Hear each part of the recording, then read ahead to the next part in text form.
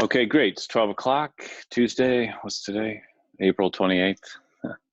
And we'll get started with this meeting. Today, we're going to talk about 1Password.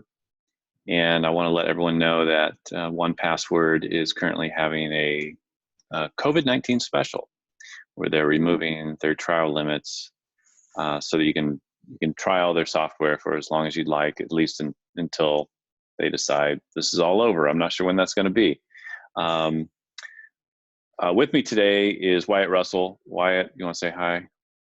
Hello, how's everyone doing? For those of you who have not yet talked to Wyatt, although I'm sure many of you have. How long have you been with the team now, Wyatt? I should look that up. Oh, Bamboo. going on eight months or so. Okay, yeah, Bamboo HR will tell us, but we'll go with 8 months. Yeah. So I want to just point out there's lots of resources online about 1Password, and excuse me, I have to let people in now. For security reasons, I have to let people in one at a time as they show up, unless they show up in groups. I can let them all in at once. So I've personally been using 1Password for years, and many years. And eventually 1Password came out with a Teams version for businesses, and Forget Computers also uses the Teams version. And there's a lot of advanced features that go into the Teams version. But at the very least, we should all be using some type of password manager today. And 1Password is the one that I've standardized on and used for years. And there is some news, maybe rumor stuff. I haven't verified it completely, but there was talk that Apple made an investment in AgileBits maybe a year ago, and I understand Apple uses 1Password. So I like to get behind software that I know Apple's behind, because the chances of that being supported and innovated on is very strong. So I feel pretty good. I feel really good about 1Password, and we're going to do a few demos here, some basic stuff. But I want to let everyone know that in addition to the 1Password website, they also have a YouTube area with lots of videos. And then we actually did some videos, I don't know how many years ago now, focusing on 1Password.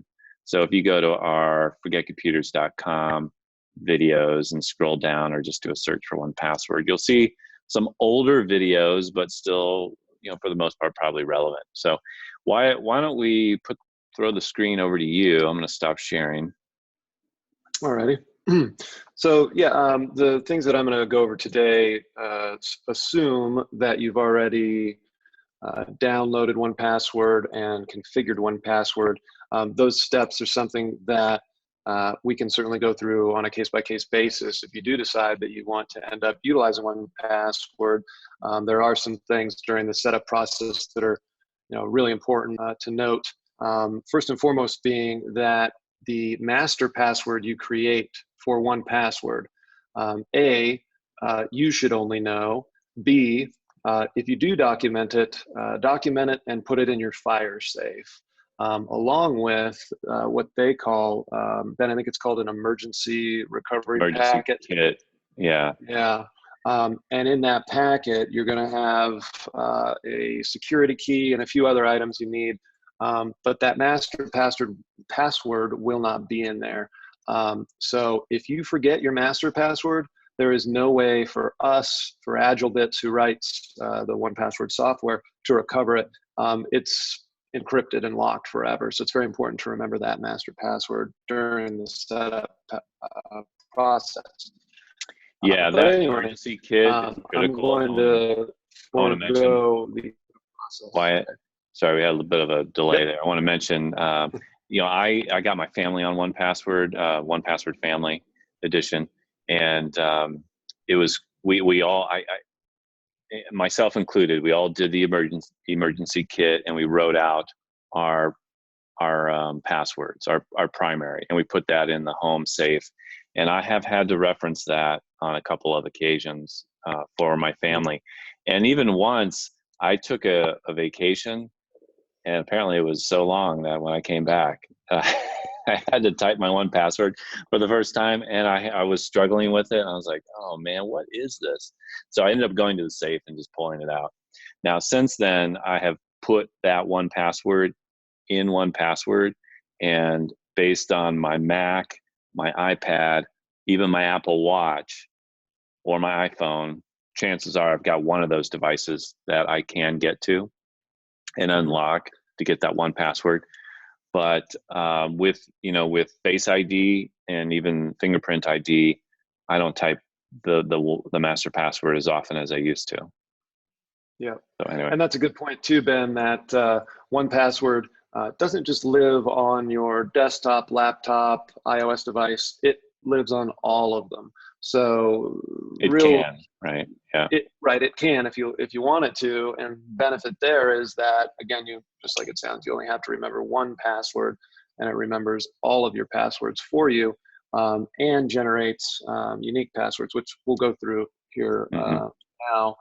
But I've like Ben, I've been using it for well over a decade. I started using it when I worked at Apple, and I don't know what I would do without it.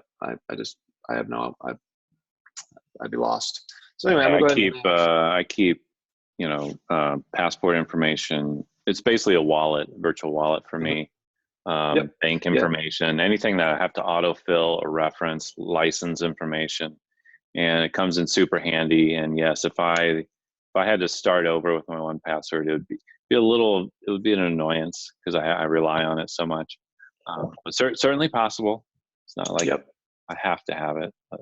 So I'll go ahead and share my desktop here, and we'll look at the basic interface. So let's go ahead and lock it back up again so you can see what it looks like at launch. Where's my lock?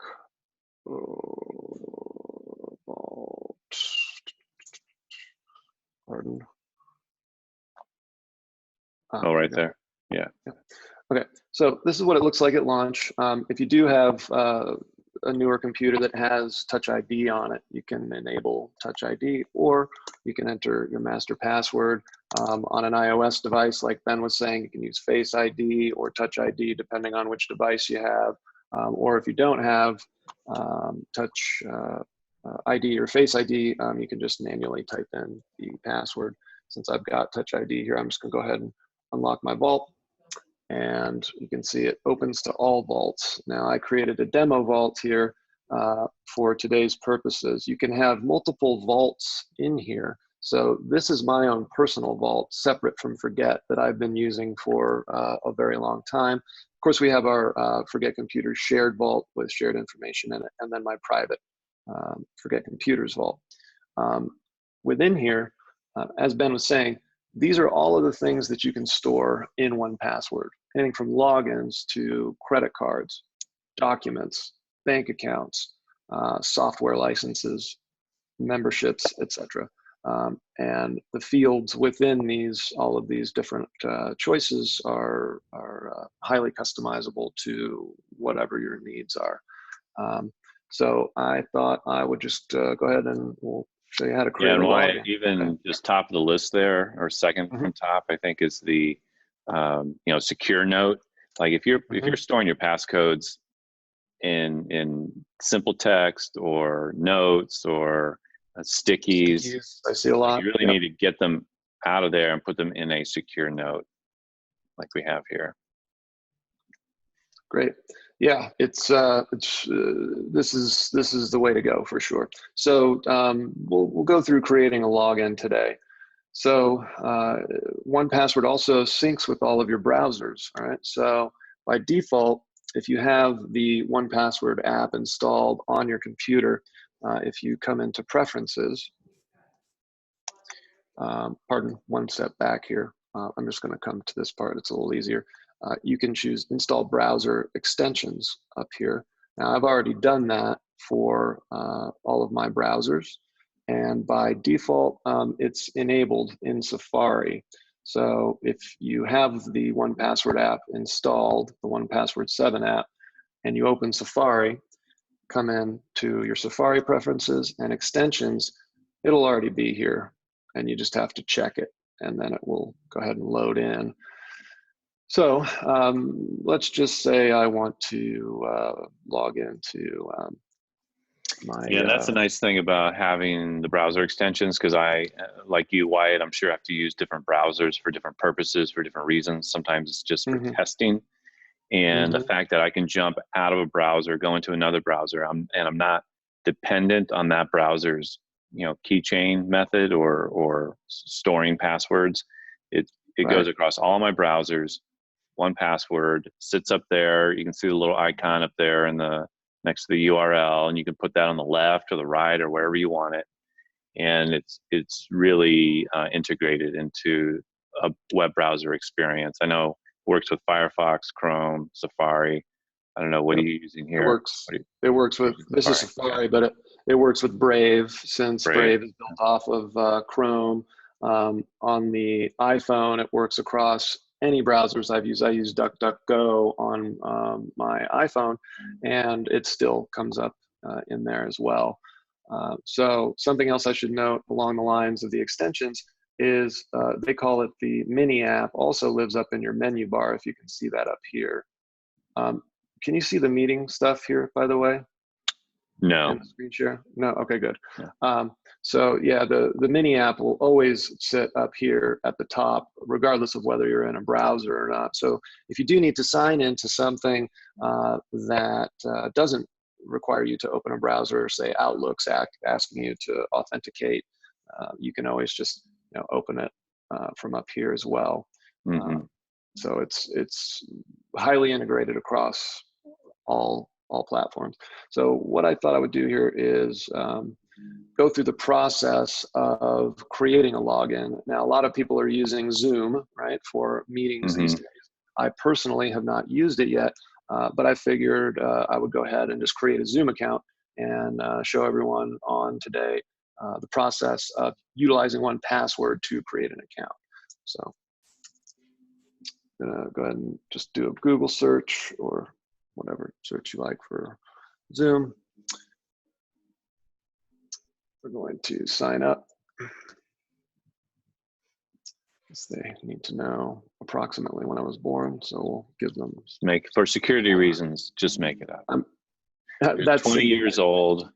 to Ben's point, and something that I've learned recently from our security expert Chad is that using a different birthday from you is actually more secure, and Zoom doesn't care when your birthday is, right? This is just for security purposes. Another nice thing about 1Password is you can store what birthday you used in 1Password in that same login field, as Mm-hmm. well as security questions, which getting ahead a little bit, but when it comes to security questions, when we're asked what high school did we go to, we should never answer what high school we went to. We should make that up, as we should with any of those security questions, because bad actors can figure out where we went to high school, maiden names, all of the things that are commonly asked Mm-hmm. very easily. So I'm Yeah, going they to, probably here just want to make sure you're, I don't know, 21 or 18 or something. I think Yeah, this I will make kind of me, cringe every time the bank now asks me for my mother's maiden name. I Like, know, really, is that safe? So I'm going to be born November 1st, 1998. Actually, we'll go 97 when I graduated from high school. Anyway, all right.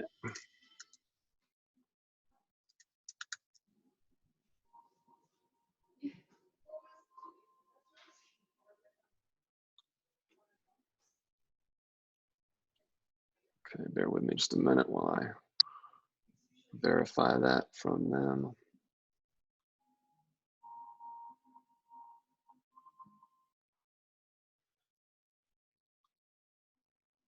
All right, so this actually took me to a Brave browser window, which I'll go ahead and bring over here.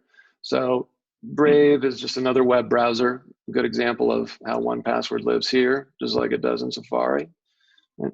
So I'm gonna put in my, oops, put in my email address again.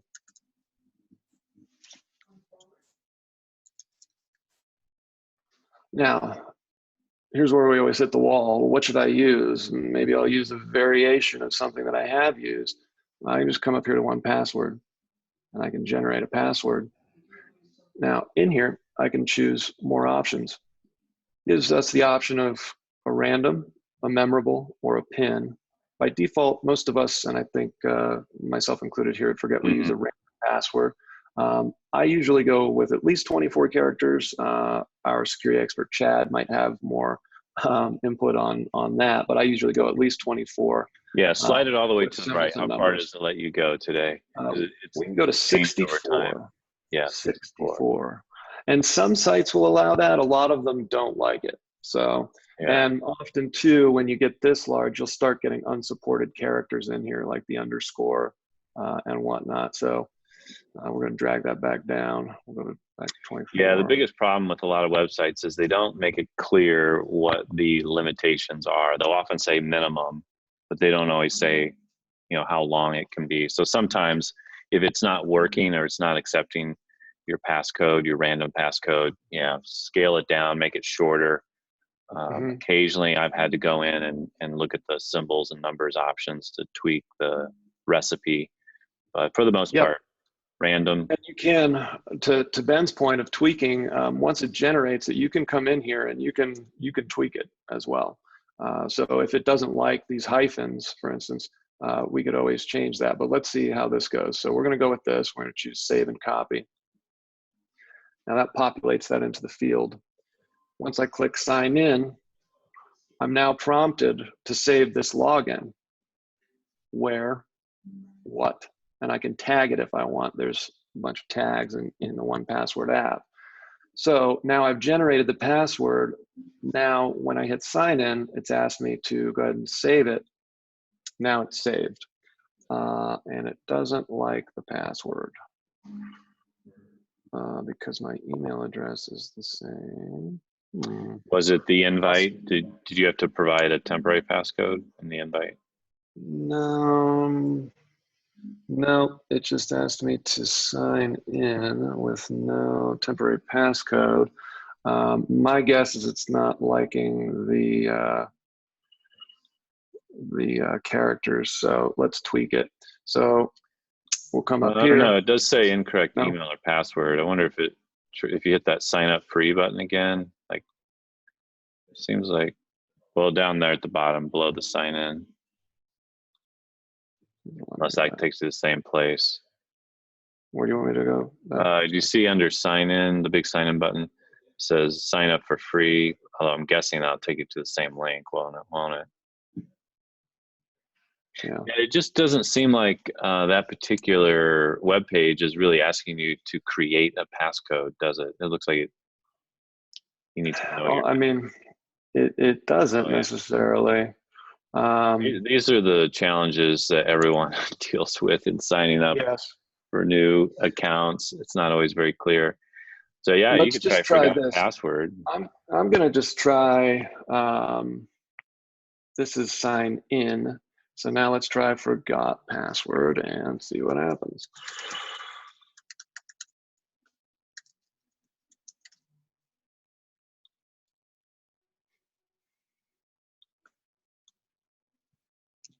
Yeah, of course, this happens when you're trying to do a live demo. Of course.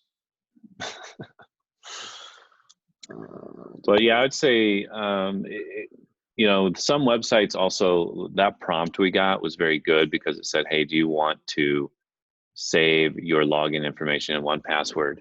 But there are some websites that don't prompt you for that. For whatever reason, the code isn't there for 1Password to identify that it should be prompting you. So occasionally you have to manually save your passcode or convert your generated passcode into a saved login. Right. So there's some manual things you have to do, but it tries its best to make it as easy as possible and prompt you with automation. Yeah, to Ben's point, if that had happened,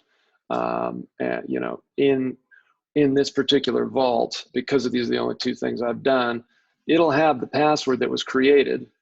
Then if this didn't get created, you can convert this into a login by clicking convert to login and adding your email address in up here.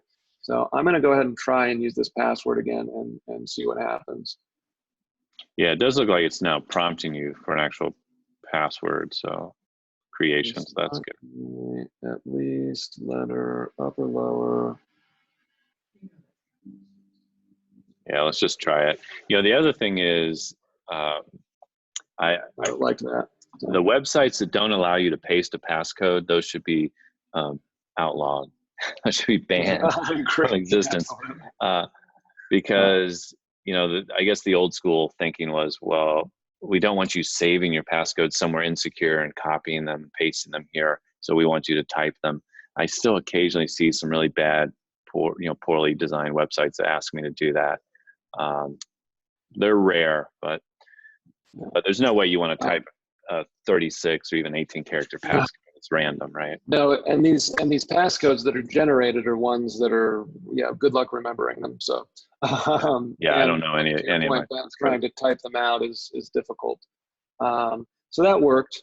That the password that I initially created worked here, and that's also tied to this login. So now let's say let's go log in, sign in. Safari, and we'll go to sign in. Now I can click here. 1Password notices that I'm at Zoom, and I just select autofill. Populates everything. Yeah, I've noticed that's another thing that trips people up. Sometimes the login page URL is different than the actual app URL, and 1Password is basing all of this presentation on the URL. So you really need the base URL to match in order for it to prompt you. Otherwise, you have to search for it, which can also work. But it can I mean, if in the event that, it didn't notice, for instance, that, let me sign out here. Let's say that, because then you have a very good point there, that a lot of the time, not a quarter of the time, 25% of the time, 1Password won't notice where we are, right? Because the URL is off. And if that's the case, then you can either go from the extension and search, or from the mini app up here. This actually happens with my forget my work email. I have to search for Microsoft. But if you search and you find it, then you can select autofill. If autofill is not an option, you sometimes have to do a copy and paste from 1Password. Yeah, and in a situation where like your work email, if you were to add Microsoft to the list of URLs, because you can actually have multiple URLs in 1Password. If you go back to this entry and click edit, you could add another website with a totally different URL, and it would present that on both those domains. And while we're here, notice that it says two-factor. Are you gonna maybe talk about that? Because we love to talk about and promote. Yeah, we do. Yes, we do. And the nice thing with 1Password is it will notice from the URL if two-factor authentication is available, and you'll get this up here. So let's go through the process of setting that up in 1Password. It's really easy. This way 1Password can keep those multi-factor authentication codes stored within it, so that you don't have to use a separate app and manually enter that 6-digit MFA code every time, which is extremely helpful when you're signing into multiple different websites. So let's go ahead and I love that feature. It's a relatively new feature as two-factor has become more critical. 1Password added it to the feature set, and because it was a late addition, a lot of people don't realize that they can do that. So now we have to find the two-factor, huh? Yeah, is it one of these? No. And no, it's waiting rooms. All right, so it's not here. Account management, account profile, user management, users. There's no security. I tried advanced. You know what? Sometimes apps put a paywall behind this, so it's possible. So paid accounts, you can have MFA. That's a good point, Ben. Sometimes you have to actually pay for it before they're going to give you two-factor, or you have to pay for a certain tier. Sometimes the cheap, inexpensive, and definitely free tiers don't offer two-factor. I hope eventually some of that will change. I'm guessing it would be somewhere down in here, but I'm not seeing it. The option. to Yeah. So either we're not finding it, we need to do some more research, or it really is behind that paywall, and not until you pay for it will they give you that option. So so let's still, say, I for would instance, it recommend. was available, right? Then we could choose this option in here of scan Yeah, QR scan code, the code. which brings a window up, and then you would just hover over the QR code in Hmm. the web browser, wherever that is. It'll grab it, populate it in to the Zoom login here, and it'll keep it in there and and it'll keep generating a new code every 60 seconds. Yeah, and the great thing about Yeah. that integration is when you autofill, it puts your username, it puts your password, and then it automatically copies to your clipboard the two-factor. So on the next screen, all you have to do is hit paste, two-factor gets dumped in there, and then you're on your way. So I use that all the time, multiple times a day to get into websites. Yeah, and I could show you with one of my forget logins that won't be too much to show the world here. Let's see, we could do,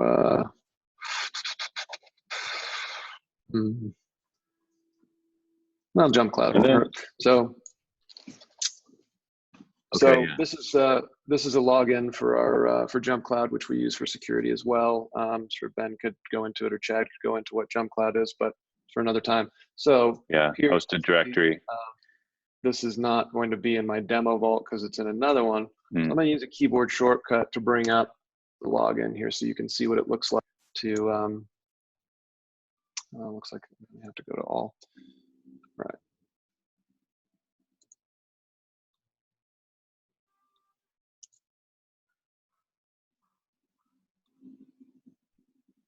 It's still stuck in this vault. Yeah, you could try typing jump cloud there. The only reason we're having difficulty here is just try Oh, and here we go. Because it's in. share There we everything go. that's in your. Yeah. So this is what it looks like when you have the multi-factor, two-factor set up properly. So now I can go to autofill, and then you'll see I have do not disturb turned on. Otherwise, you would have seen a notification pop up that says one-time password copied to clipboard. So now if I just do Yeah. Command V or And paste. let's not log in there right now. Oh, Well, I guess it all doesn't right. matter. And Just that's our that. apps. Yeah, that's fine. That's That's how it fine. works. There wasn't anything I was coming, just apps I that was we get thinking to. I was thinking we have another login where it shows like a lot of our clients. So I was getting, That's just but apps. that's all good. That's why I chose that one. So, yep. So let's do this. We try to keep this to 30 minutes. We can always go over. We did get a couple questions I want to address, and I know this is really entry level stuff, but it's so important that your team. I'm talking to our primary contacts here. That your team has the tools they need to remain secure, and from what we know in taking support requests and helping people with passwords, we know a lot of people are not using a password manager. So one of the questions that came up was, could we talk a little bit about using Apple's sort of built-in password manager, which is Keychain, versus 1Password? And I'll take that step further and mention that not only does Apple have a Keychain password manager, but Google has one. Google Chrome has one. I think all the browsers do, and Safari uses Keychain, so it's really kind of one and the same. And believe me, that can get very confusing for sure. My general initial concept or advice is any one of those solutions is better than nothing. Like any one of those solutions is better than using post-it notes or stickies or anything like that. However, if you want to take it to the next level, you want it to work the same across all your devices, across all of your browsers, and you want to have the ability to maybe share with your team some of this information that we all need access to. And occasionally there are valid reasons for sharing passwords, not always, not often, but sometimes. Then 1Password is really the way to go. So 1Password is sort of like the pro version of what you get for free. And if Chad were here, he was here earlier, but had to jump out. He would remind us that if it's free, you're paying for it in some way. and it may not be with money, but it may be, with information. Now, granted, I don't believe Apple's, stealing your information through Keychain, and I hope Google's not stealing your information through Keychain. Although Google might be at least cataloging what sites you're storing and visiting, even if they don't know your passcode. So 1Password is really taking it to the next level, team-oriented or family-oriented, and certainly works well for individuals. And it's a pro version that can do a lot. So some of the things we didn't get a chance to talk about is, in addition to the two-factor, it will also tell you if you're using duplicate passwords. Hey, this password is a duplicate. We see you're using it over here. Maybe you should change that. It'll tell you if a password is compromised. Watchtower. That's What's here. that? So to Ben's Oh, point, yeah, Watchtower. it's Yeah, called let's Watchtower. here. So go ahead and, so real quickly off of what Ben said too, the other benefit to using OnePassword over Apple Keychain or Google is that it works on Windows machines, it works on Android, it works on iPhone, it works all across the board. So you're not tied into any given ecosystem. You have this app that'll work on pretty much anything. So as Ben said, Watchtower is a great feature in here. So it will let you know if there are any compromised websites that have been affected by a security breach that you currently have in your vault. Luckily, it looks like I don't have any. It'll let you know vulnerable passwords that should change. I haven't turned this feature on, probably should. It'll let you know if you've reused passwords. And I should reiterate or circle back that this is for the demo vault. So that's why we're not seeing information in here. So vulnerable passwords, it'll let you know if you've reused passwords. So if you've used the same password for different sites, and that's, Chad, I think would agree, and would agree, big no-no, reusing passwords, or reusing a similar password like, sandwich123, sandwich321, any sort of variation on a theme is also not a great idea. It'll let you know if you have weak passwords that you might want to change, unsecured websites. Also, this feature, again, two-factor authentication. So it'll search your vault for all of your logins, let you know if two-factor is available, and if it has not been set up. And if it hasn't, then definitely get it set up. And it'll also let you know if you have any passwords that are expiring for any reason. So, yeah, and I was going to mention one more thing about this, and now I can't remember what it is. Talking about passwords. It'll come to me as soon as we end the meeting. But someone just commented, the Watchtower feature is great, and I believe the Watchtower feature is integrated with another website that we talk about. I've been pwned. I think that is the service that it's using. I think you're right. Yep. And from the drop down here again, you can sort by categories: logins, secure notes, credit cards, identities, passwords. And all of these you can create in here. This is the basic interface, right? So logins, secure notes, great place to keep any sort of anything in here. It's fully encrypted. Should mention that's 256 AES encryption, synced through all your devices. Credit cards, great place. I mean, I store my credit cards in here. Some get stuck out in the wild without our credit cards. Here they are in 1Password. As Ben mentioned at the beginning, you kind of think of it as a virtual wallet also, secure virtual wallet. Identities, just like it sounds. If you're having to, fill out forms that have your name and your address, and you can create identities in here, and you can create, identities for setting up accounts like on Zoom that might not have your real birthday or your real address, or personally identifiable information that you don't want to share. You can create a like a login and identity there. And then passwords. This is just going to be a big long list of all of the generated passwords that you've ever generated. So back to what Ben said, if you go to a specific URL and 1Password doesn't recognize it, all of the passwords will be in here, and then you can come find the one that was generated for that and convert it to a login in here. Also, occasionally I've had issues where I update a passcode, but it doesn't quite work or stick, or I have to regenerate it. But in order to do so, it wants to know the original passcode. So the good thing is 1Password, if you do update, it will keep a password history. Yep. So you could go back and look at your previous passwords you used for that account, which is very helpful. And I remember what I was going to say about this in general, because some of the pushback we get with this solution is, well, it looks like a lot of work. I'm not sure I want to put that much effort into it. And this is a challenge that Chad and I have talked about over the course of many years, and that is, unfortunately, IT historically, I'm talking about other IT providers, not us, but historically, IT, and typically Windows focused, has tried to take care of all this security stuff, for the individual that they're serving.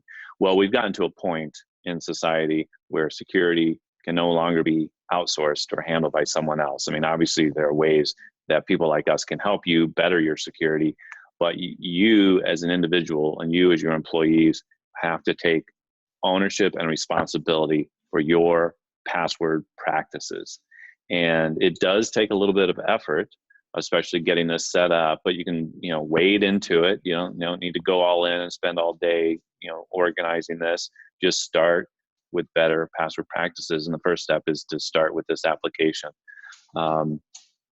So that's my little lecture right there is, if you're storing passwords anywhere that's not secure, then you need to consider that that's a huge risk, and a little bit of effort could go a long way in protecting you and protecting your business. So with that, I think we'll wrap for now, unless there are more questions, or Wyatt, if you wanted to address anything else that you didn't get a chance to today. Yeah, Ben, I just wanted to touch on what you said there about this seeming like, having to learn something new and, being overwhelmed. It's a lot. It's a very simple program to learn and pick up.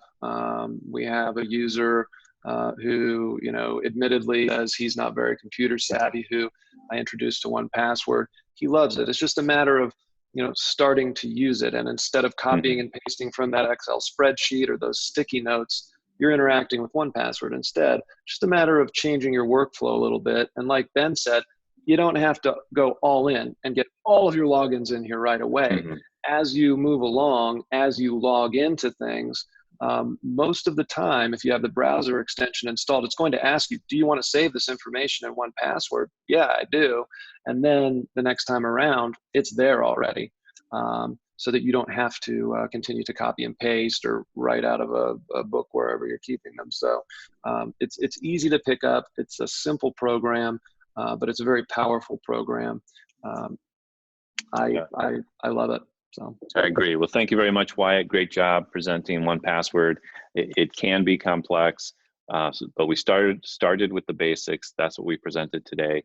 I recommend everyone, get started with 1Password, and if you need help, reach out to us. We can help you with that. So we'll end today's meeting. We'll post a recording later today if you want to share that with your team or go back and review anything.